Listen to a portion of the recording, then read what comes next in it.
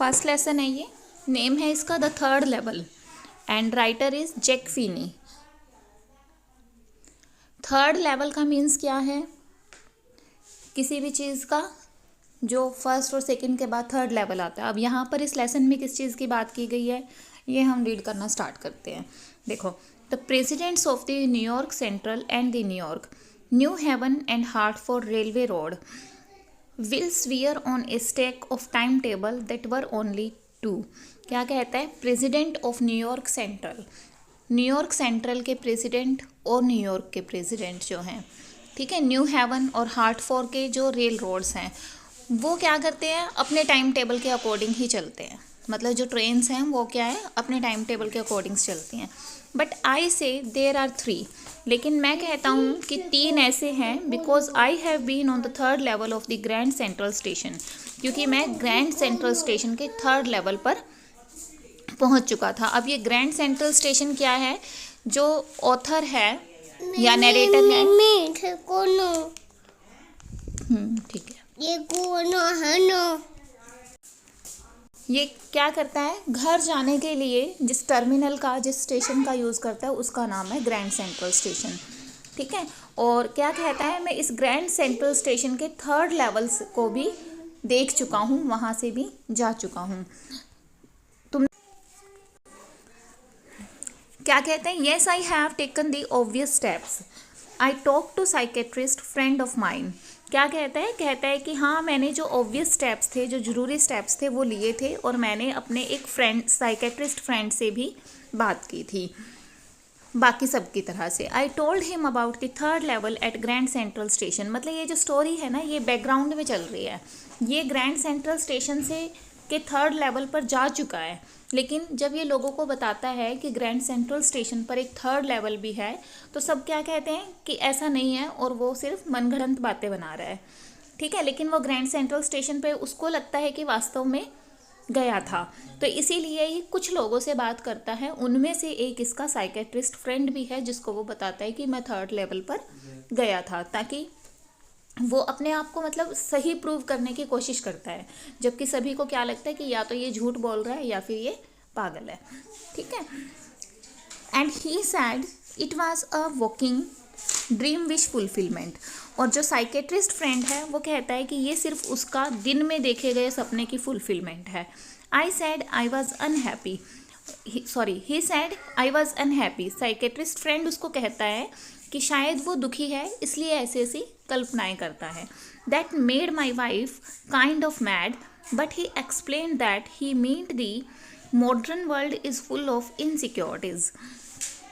जब साइकेट्रिस्ट कहता है कि शायद वो अनहैप्पी है, उसकी वजह से उसे ऐसा लग रहा है, तो उसकी जो वाइफ है वो चिंतित हो जाती है। मैड का मतलब यहाँ क्या है, परेशान होना। बट ही एक्सप्लेन, लेकिन फिर वो एक्सप्लेन करता है कि जो आज का संसार है वो इनसिक्योरिटी से, फियर, वॉर, वरी और बाकी ऐसी बहुत सारी चीज़ों से भरा हुआ है। मतलब पूरे वर्ल्ड के अंदर टेंशन ही टेंशन्स हैं, जिसकी वजह से क्या चाहता है इंसान, I just want to escape. व्यक्ति उससे एक एस्केप प्राप्त करना चाहता है। वेल हु डजेंट, और कौन होगा जो वर्ल्ड की टेंशन से फ्री नहीं होना चाहता, यानी हर कोई होना चाहता है। Everybody I know wants to escape, but they don't wander down into any third level at Grand Central Station। क्या कहता है, हाँ मैं जानता हूँ, नरेटर कहता है, हर कोई चाहता है कि वो वर्ल्डली टेंशन से बाहर निकल जाए, लेकिन हर कोई मेरे की तरह से ग्रैंड सेंट्रल स्टेशन के थर्ड लेवल पर नहीं पहुँच जाता। मतलब टेंशन हर किसी को है, लेकिन अगर टेंशन में सारे के सारे ही इमेजिनरी प्लेसेस पर पहुँचने लग गए तो क्या होगा, ये तो बहुत ही अजीब होगा ना, ठीक है, और बहुत नेगेटिव भी होगा ये। तो यहाँ पर कहा गया है कि हर किसी के टेंशन का एक लेवल है, और इनमें से बहुत, तो यहाँ पर कहा गया है कि हर किसी के टेंशन का एक लेवल है, और इनमें से बहुत सारे क्या हैं, ग्रैंड सेंट्रल स्टेशन पर पहुँच जाते हैं। ग्रैंड सेंट्रल स्टेशन जरूरी नहीं है, दैट मीन्स किसी भी इमेजिनरी चीज़ को इमेजिन कर लेते हैं, ये कहना है साइकेट्रिस्ट का। लेकिन इस पर नरेटर क्या कहता है कि हाँ टेंशन सबको है, लेकिन हर कोई तो ग्रैंड सेंट्रल स्टेशन पे नहीं पहुंचता ना। दैट मीन्स क्या है कि ये टेंशन की वजह से नहीं है, वो अपने आप को प्रूव करता है मैं वास्तव में वहाँ पर गया हूँ। अगर ऐसा होता कि टेंशन की वजह से कोई भी कहीं पर भी जाता तो सारे ही ग्रैंड सेंट्रल स्टेशन के थर्ड लेवल पर जाते, वो ये कहता है। समझ गए यहाँ तक? But that's the reason he sad and my friends all agreed. और ही सैड, ही कौन है यहाँ? साइकेट्रिस्ट। साइकेट्रिस्ट कहता है लेकिन तुम्हारा जो ग्रैंड सेंट्रल स्टेशन के 3rd लेवल को इमेजिन करने का कारण है वो यही है कि तुम टेंशन में हो, ठीक है। और मेरे सारे फ्रेंड्स उसकी बात को एग्री करते हैं। Everything points to it they claimed. और सभी ये कहते हैं जो भी फ्रेंड्स हैं कि हाँ चीज़ें इसी तरफ इशारा करती है, दैट मीन्स ये टेंशन में है। माई स्टैम्प कलेक्टिंग फॉर एग्जाम्पल। अब उसकी जब लोग कहते हैं, ये जो साइकेट्रिस्ट है ये कहता है कि वो जो नरेटर है वो टेंशन में है और फ्रेंड्स भी एग्री करते हैं, तो क्या होता है बाकी जो इंसिडेंट्स हैं उनको कनेक्ट करने की कोशिश की जाती है कि क्या व्यक्ति वास्तव में टेंशन में है या नहीं है। अब जब वो उसकी बाकी चीज़ों को नोटिस करते हैं तो उनसे वो और प्रूव करते हैं कि हाँ ये व्यक्ति टेंशन में है। कैसी चीज़ें? माई स्टैम्प कलेक्टिंग, उसकी हॉबीज़ को ध्यान में रखते हैं। वो क्या क्या हॉबी है उसकी? स्टैम्प कलेक्ट करने की। For example that's a temporary refuse from reality. और लोग कहते हैं कि ये जो उसकी स्टैम्प कलेक्टिंग की हैबिट है ये एक तरह से वास्तविकता से वो थोड़ी देर के लिए टेम्परेरी तौर पर आज़ाद होने की उसकी कोशिश है, ठीक है। इंसान हॉबीज़ क्यों रखता है? ताकि जो वर्ल्ड की टेंशन्स हैं, उसकी लाइफ की टेंशन्स हैं, उनसे कुछ समय के लिए वो बाहर निकल सके। और यहाँ पर भी स्टैम्प कलेक्टिंग को एक ऐसी ही हॉबी बताकर ये माना गया कि जो व्यक्ति है, जो नरेटर है, वो टेंशन में है। Well may be but my grand father did not need any refuse from reality. अब नरेटर कहता है हाँ हो सकता है कि तुम ठीक कह रहे हो, लेकिन मेरे ग्रैंडफादर जो मेरे दादा थे वो तो कोई रियलिटी से भागना नहीं चाहते थे। He did not want take refuge from reality. वो तो रियलिटी से दूर नहीं जाना चाहते थे, लेकिन उनकी भी स्टैम्प कलेक्टिंग की हैबिट थी, ठीक है। मतलब ये हर तरह से अपने पॉइंट को प्रूव करने की कोशिश करता है कि ये वास्तव में कहाँ गया था? ग्रैंड सेंट्रल स्टेशन के 3rd लेवल पर। Things were pretty nice and peaceful.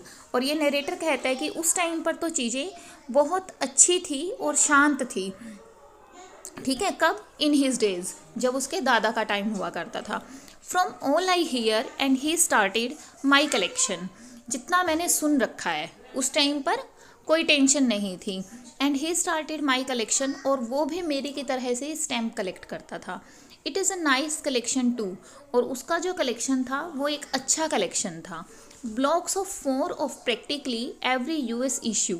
उसके पास हर यूएस इशू, मतलब जो कंट्री होती है ना कोई भी, उसकी टाइम के अकॉर्डिंग नई नई स्टैम्प्स रिलीज़ होती रहती हैं, ठीक है।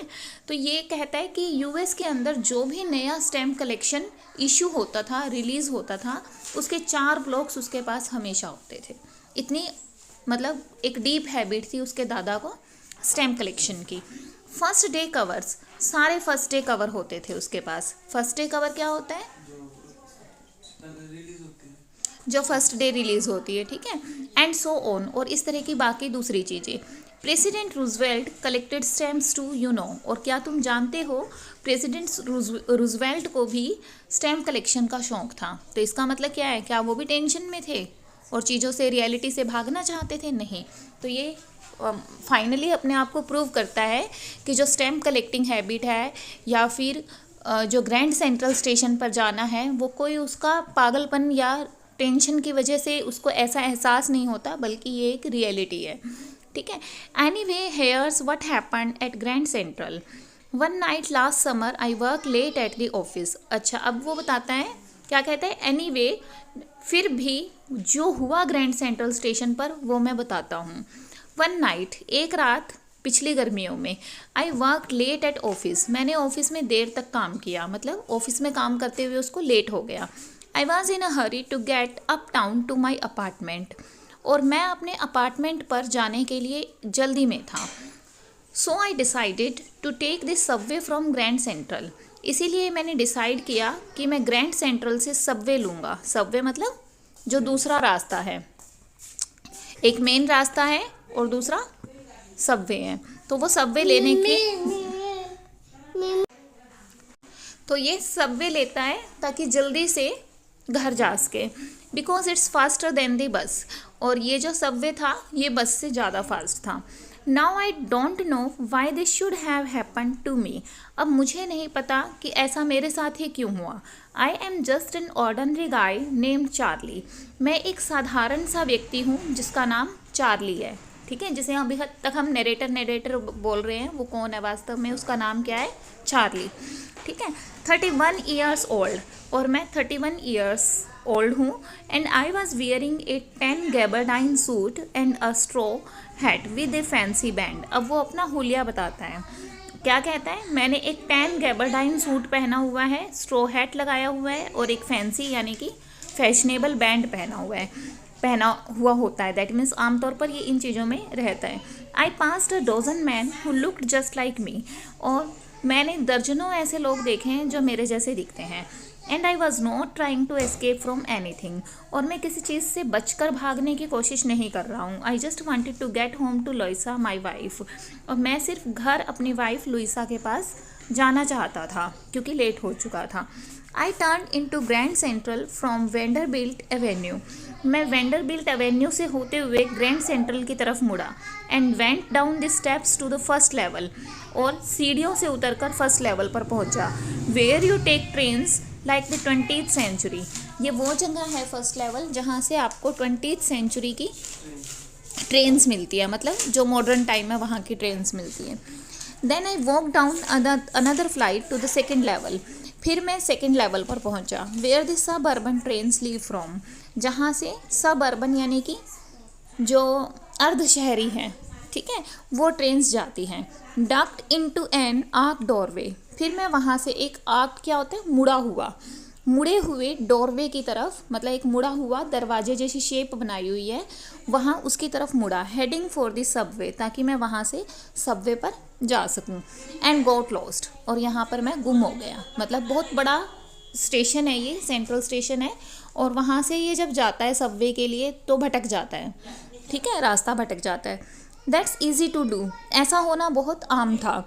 I have been in and out of Grand Central 100 of times, और मैं लगभग 100 बार, मतलब सैकड़ों बार मैं इस ग्रैंड सेंट्रल स्टेशन से होकर गुजरा हूँ। But I am always bumping into new doorways and stairs and corridors, और हर बार मैं नए डोरवेज पर, नए स्टेयर्स पर और नए कॉरिडोर्स में पहुँच जाता हूँ। मतलब बहुत बड़ा है ना, तो वो रास्ता कंफ्यूज हो जाता है, और कभी किसी दरवाजे से बाहर निकलता है, कभी किन्हीं सीढ़ियों पर चढ़ जाता है।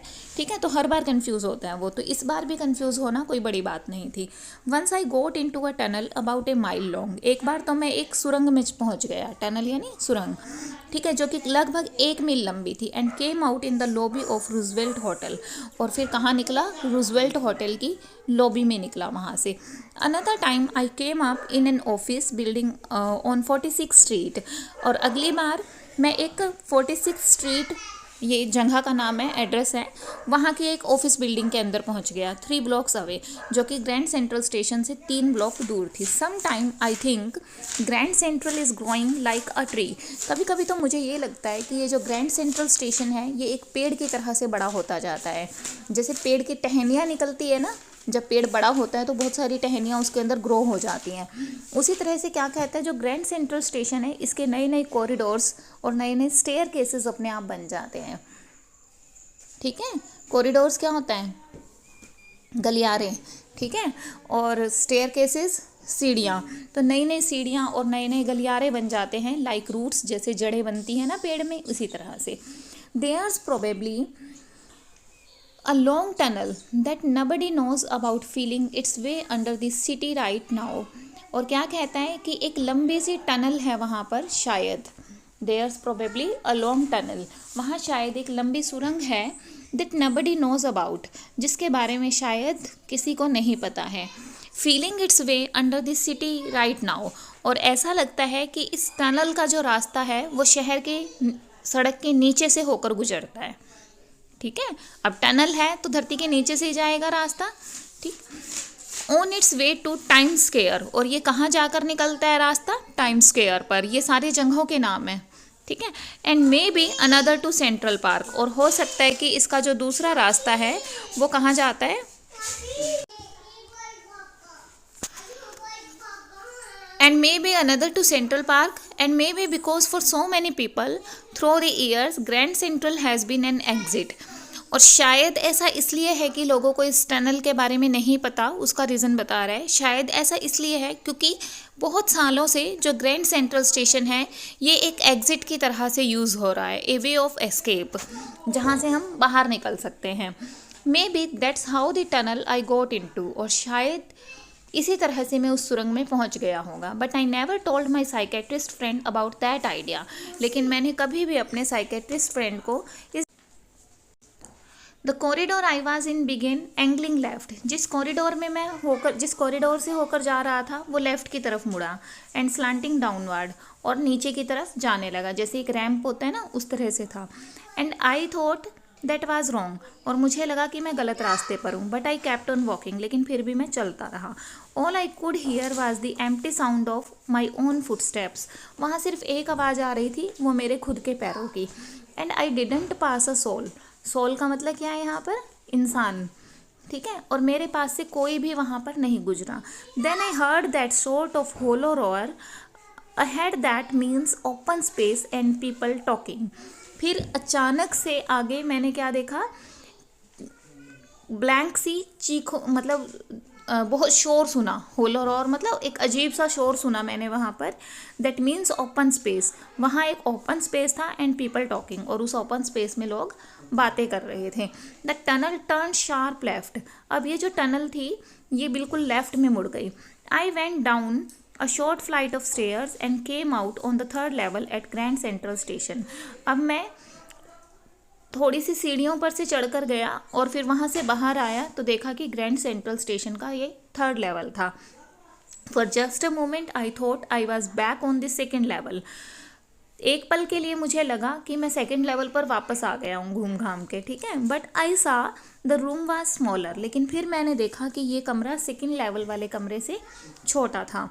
There were fewer ticket windows and train gates, यहाँ पर टिकट विंडोज़ भी कम थी, ट्रेन के गेट्स भी कैसे थे, कम थे।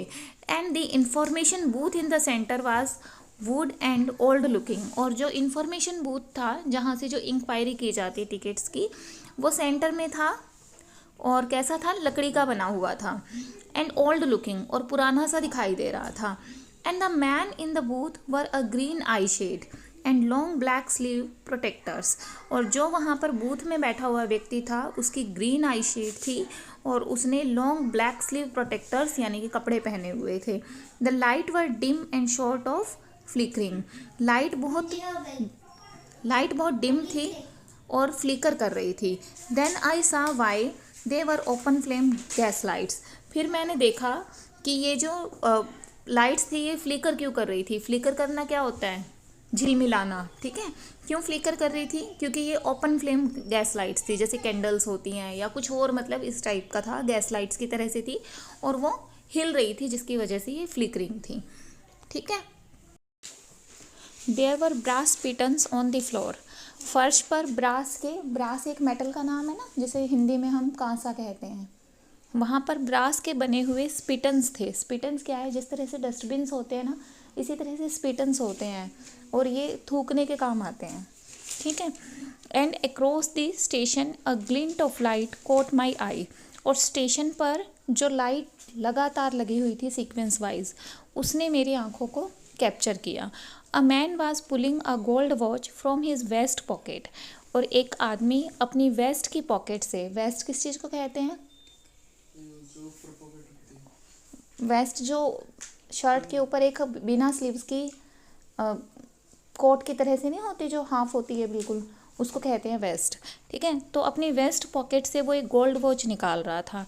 ही snapped open the cover, glanced at his watch and frowned, उसने कवर खोला फिर अपनी वॉच की तरफ देखा, ग्लैंस्ड होता है झांकना, यानी वॉच में देखा, एंड फ्रॉन्ड, और अपनी आँखों को जैसे हैरानी से ऊपर चढ़ाया। फ्रॉन होता है जो आईब्रोज होती है उनको खींचना, दैट मीन्स जैसे गुस्से में कोई होता है तो उसकी जो आईब्रोज हैं वो अपने आप ऊपर चढ़ जाती है, उसको कहते हैं फ्रॉनिंग करना। तो शायद वो जल्दी में था, टाइम बहुत हो चुका था, तो वो इसीलिए क्या करता है, फ्रॉन करता है। He wrote a derby hat sorry he war a derby hat, उसने एक डर्बी हैट पहना हुआ था, black 4 button suit, black colour का 4 बटनों वाला सूट पहना हुआ था विद टाइनी लेपल्स, जिसके ऊपर छोटे छोटे लेपल्स लगे हुए थे। And he had a big black handlebar moustache, moustache यानी मूछें, उसकी बिग ब्लैक और हैंडल बार की तरह से मस्टेचेस थी। Then I looked around and saw that everyone in the station was dressed like 1890 something। फिर मैंने चारों तरफ नज़रें घुमाई स्टेशन पर और पाया कि सभी ने ऐसे कपड़े पहने थे जैसे 1890 में पहना करते थे लोग। I never saw so many beards, sideburns and fancy mustaches in my life। मैंने अपनी ज़िंदगी में कभी इतनी सारी अलग अलग तरह की दाढ़ियाँ और फैंसी मस्टेचेस नहीं देखी थी। A woman walked in through the train gate. She wore a dress with leg of mutton sleeves and skirt to the top of her high buttoned shoes। एक वुमेन जो ट्रेन गेट से आई या train gate की तरफ से आई, she war a dress, उसने एक ऐसी ड्रेस पहनी हुई थी with leg of mutton sleeves, जो कि मटन लेग ऑफ मटन की स्लीव्स से बनी हुई थी, मतलब ये टाइप का नाम है स्लीव्स का। And skirts to the top of her high button shoes, और स्कर्ट पहनी हुई थी उसने और हाई बटन वाले शूज़ पहने हुए थे। Back of her out on the tracks I caught a glimpse of a locomotive, locomotive train का एक टाइप है, और फिर मैंने ट्रैक्स पर एक लोकोमोटिव की झलक देखी, छोटी ट्रेन्स को कहा गया है ये। A very small Currier and Ives locomotive with a funnel shape stack, ये एक बहुत ही छोटी कुरियर एंड ईव्स यानी कि जिसके अंदर सामान ले जाया जाता है, जिसे हम मालगाड़ी कहते हैं, तो एक कुरियर लोकोमोटिव थी और इसका जो स्टैक था यानी आगे का जो पार्ट था फनल की शेप का था। देन आई न्यू, और फिर मुझे पता चला, क्या पता चला कि वो पुराने टाइम में है इस टाइम पर। To make sure I walked over to a newsboy, और अपने आप को कंफर्म करने के लिए, श्योर करने के लिए मैं एक न्यूज़ बॉय के पास गया। And glanced at the stack of papers at his feet. Newsboy कौन है? जो अखबार बेच रहा है, ठीक है, उसको न्यूज़ बॉय कहा गया है। तो मैं उस न्यूज़ बॉय के पास गया और देखा कि उसके पैरों के पास पेपर्स का ढेर लगा हुआ था, stack of papers. It was the World and the World has not been published for years. जो न्यूज़पेपर वो बेच रहा था उसका नाम था द वर्ल्ड। द वर्ल्ड नाम का जो न्यूज़पेपर था वो कई सालों से अब पब्लिश नहीं हो रहा था, मतलब कई सालों से, दैट मीन्स बहुत सालों से पब्लिश नहीं हो रहा था। The lead story sad something about president Cleveland, और जो लीड स्टोरी थी, जैसे हेडलाइंस होती है ना हर न्यूज़पेपर की, डेली की अलग अलग हेडलाइंस होती है, तो जो उसकी हेडलाइन थी उस न्यूज़पेपर की वो थी प्रेसिडेंट क्लीवलैंड के बारे में। I found that front page since in the public library files and it was printed June 11, 1894। I have found that front page since, और ये जो फ्रंट पेज था ये मैंने पब्लिक लाइब्रेरी की फाइल्स में देखा था, और ये पेपर जो था ये 11 जून 1894 को पब्लिश हुआ था, यानी कि वो कौन से टाइम पर पहुंच चुका था? 1894 में। I turned towards the ticket windows knowing that here on the third level at Grand Central I could buy tickets that would take Louisa and me everywhere in the United States we wanted to go। फिर मैं ticket window की तरफ गया, वहाँ से मुझे पता चला कि जो ग्रैंड सेंट्रल स्टेशन का थर्ड लेवल है, यहाँ से मैं टिकट्स खरीद सकता हूँ अपने और अपनी वाइफ लुइसा के लिए, और यूनाइटेड स्टेट्स में कहीं पर भी जा सकता हूँ घूमने के लिए। इन द ईयर 1894, और जब वो जैसे भी टिकट लेगा और घूमने के लिए जाएगा तो कौन से समय में जाएगा? 1894 के में ही जाएगा, बिकॉज ये वहीं से टिकट ले रहा है। And I wanted 2 tickets to Galesburg Illinois, और मैं गेल्सबर्ग इलिनस की 2 टिकट लेना चाहता था। Have you ever been there, क्या तुम वहाँ कभी गए हो? It is a wonderful town still, ये बहुत ही शानदार टाउन है। With big old frame house, huge lawns and tremendous trees whose branches meet overhead and roof the streets. क्या कहता है? ये एक बहुत ही वंडरफुल टाउन है जहाँ पर बड़े बड़े पुराने फ्रेम वाले हाउसेस हैं, पुराने स्ट्रक्चर वाले हाउसेस हैं, बड़े लॉन्स हैं, टेरेमेंडियस ट्रीज बहुत घने, और टेरेमेंडियस यानी बहुत बड़े और घने विशालकाय पेड़ हैं, और ये जो पेड़ है इसकी जो ब्रांचेस हैं वो इतनी ज़्यादा फैली हुई हैं कि गलियों के अंदर एक छत सी बना लेती हैं। मतलब दोनों साइड जैसे पेड़ हैं तो दोनों की जो ब्रांचेस हैं वो आपस में क्या होती हैं, मिल जाती हैं, जिससे कि एक रूफ बनती है। इसे इंग्लिश में हम कैनपी कहते हैं। And in 1894 summer evenings were twice as long and people set out on their lawns. और क्या कहता है, 1894 में जो समर की इवनिंग होती थी वो कैसी होती थी, बहुत ही लंबी होती थी और लोग अपने लॉन्स में बैठ जाते थे। The man smoking cigars, lawns में बैठकर ये जो मैन थे वो सिगार स्मोक करते थे और शांति से बातें करते थे। And the women waving palm leaf fans. अच्छा वेविंग है ये, लास्ट टाइम मैंने वीविंग बोला था ना इसको। वेविंग मतलब या झुलाना या हिलाना, जैसे पंखे से हवा करना, दैट मीन्स। और जो महिलाएं थी वो पंखे से हवा करती होती थी। With the fire flies all around, और उनके चारों साइड फायर फ्लाइज यानी जुगनू घूम रहे होते थे। इन अ पीसफुल वर्ल्ड, और वो एक बहुत ही शांतमय वर्ल्ड के अंदर रह रहे थे। दैट मीन्स ये जो लोग थे इतना एंजॉय कर रहे थे तो चार्ली को लगता है तो बहुत ही खुश थे लोग। To be back there with the First World War still 20 years off, और टू बी बैक देयर वहाँ जाना फर्स्ट वर्ल्ड वॉर के बाद लगभग 20 सालों के बाद। एंड वर्ल्ड वॉर 2 और 40 ईयर्स इन द फ्यूचर, और इसका मतलब क्या है कि हम वर्ल्ड वॉर 2 से लगभग 40 साल पहले के टाइम में पहुंच गए थे। I wanted 2 tickets for that, मैं इसके लिए 2 टिकट्स खरीदना चाहता था। क्या कहते हैं, I had enough for 2 coach tickets, कि मैं 2 जो टिकट कोच थे गाड़ी के उनको इकट्ठा उनका रेंट पे कर सकता था, 1 वे का। But when I counted out the money and looked up the clerk was staring at me. लेकिन फिर मैंने क्या किया, पैसे गिने दोबारा से, ठीक है। तो क्लर्क उसको क्या कर रहा था, घूर रहा था। अब ये क्लर्क क्यों घूर रहा था इसको, करेंसी मॉडर्न थी और जबकि टाइम पुराना था। And the clerk was staring at me, he nodded at the bills.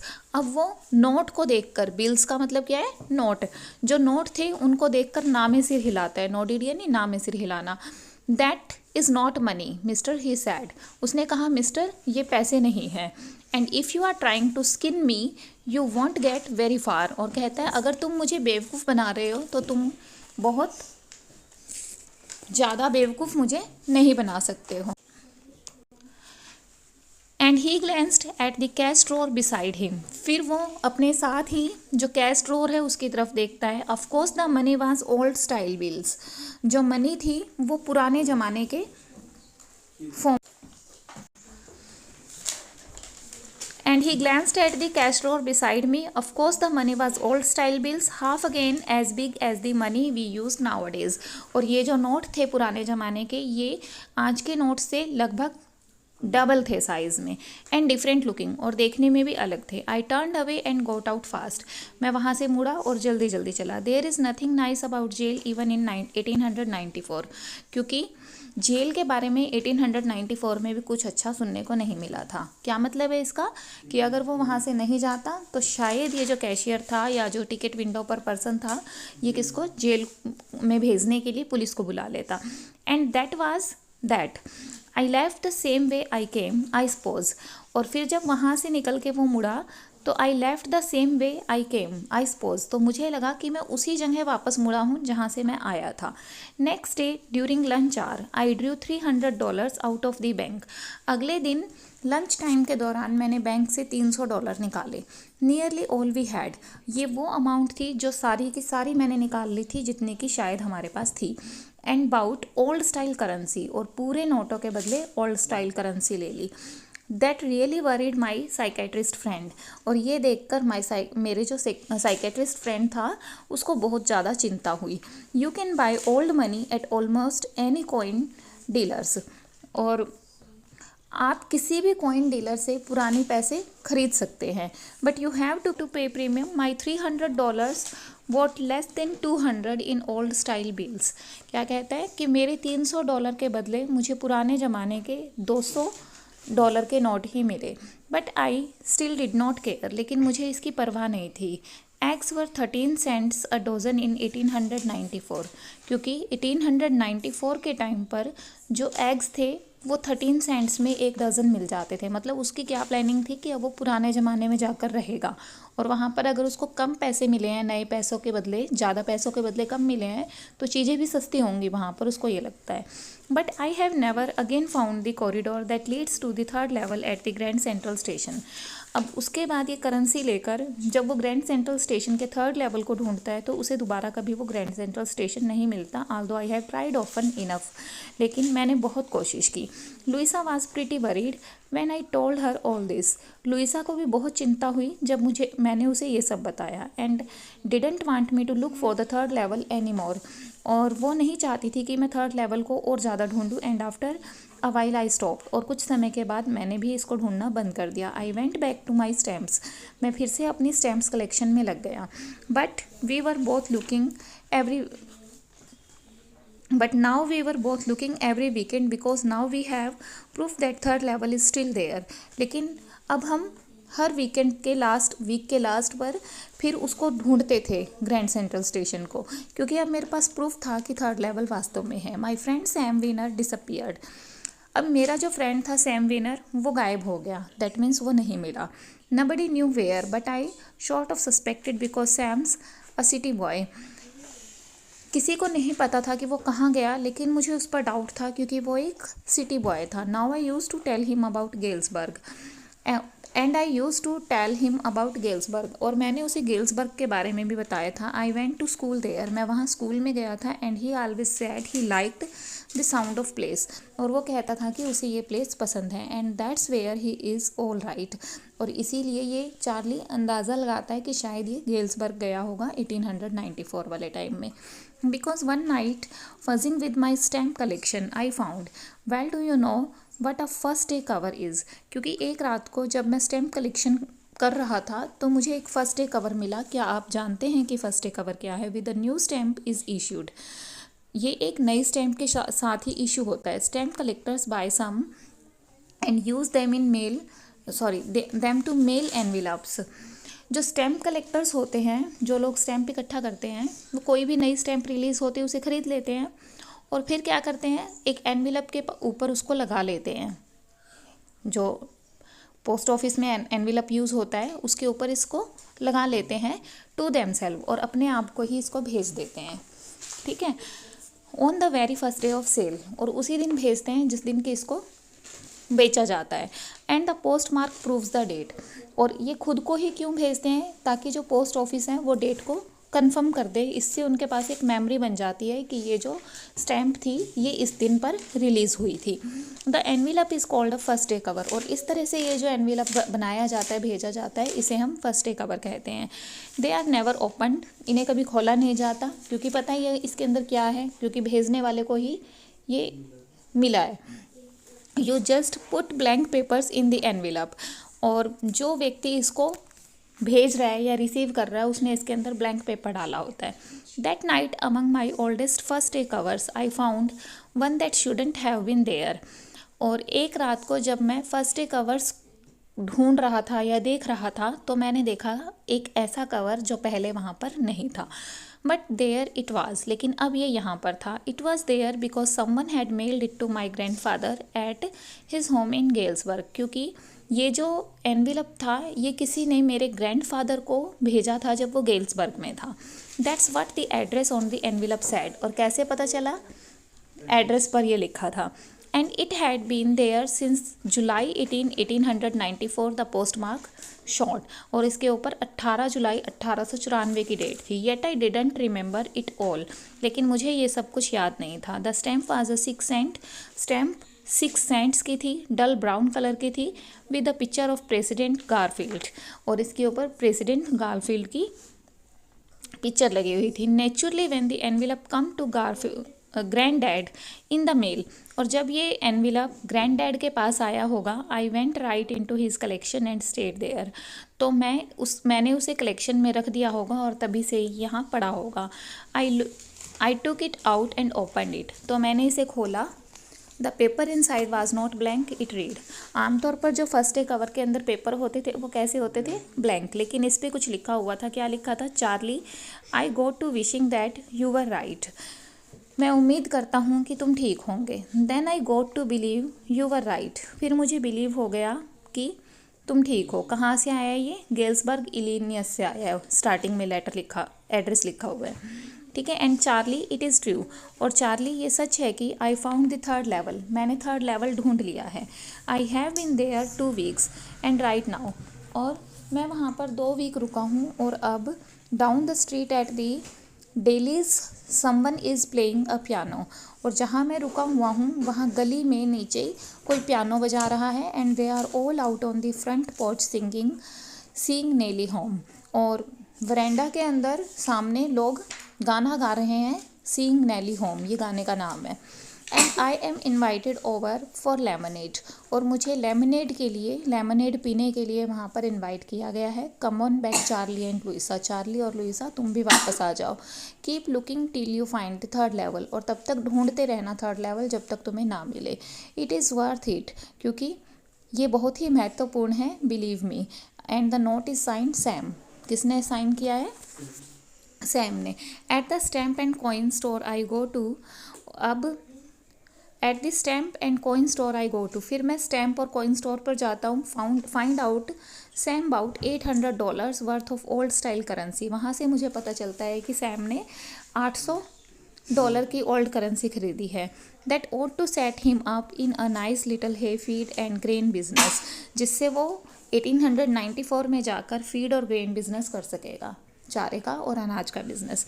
He always said that what he really wished he could do, और क्योंकि वो हमेशा से यही करना चाहता था। And he certainly can't go back to his old business, वो यहाँ पर अपने पुराने बिजनेस में फिर से नहीं जा सकता था। Not in Galesburg Illinois in 1894 his old business why Sam was psychiatrist. और दूसरी बात क्या है कि अगर वो 1894 में गेल्सबर्ग में चला जाता है तो उसके इस जो ये बिज़नेस यहाँ पर कर रहा था प्रेजेंट टाइम में, वो क्या है, यूज़लेस है वहाँ पर। तो साइकेट्रिस्ट का बिज़नेस, क्योंकि उस टाइम के जो लोग थे वो केयर फ्री थे और उन्हें किसी साइकेट्रिस्ट की ज़रूरत नहीं थी। अब देखो, एक अजीब से नोट के ऊपर जो लेसन है वो एंड हो जाता है कि सैम एक साइकेट्रिस्ट है, ठीक है, उसको समझा रहा है चार्ली को कि उसे थर्ड लेवल की खोज छोड़ देनी चाहिए। लेकिन फाइनली हमें क्या पता चलता है कि जो सैम है वो खुद $800 की ओल्ड करेंसी लेकर 1894 में चला गया। क्या ये सच है या झूठ है? ये भी इसकी एक इमेजिनेशन है।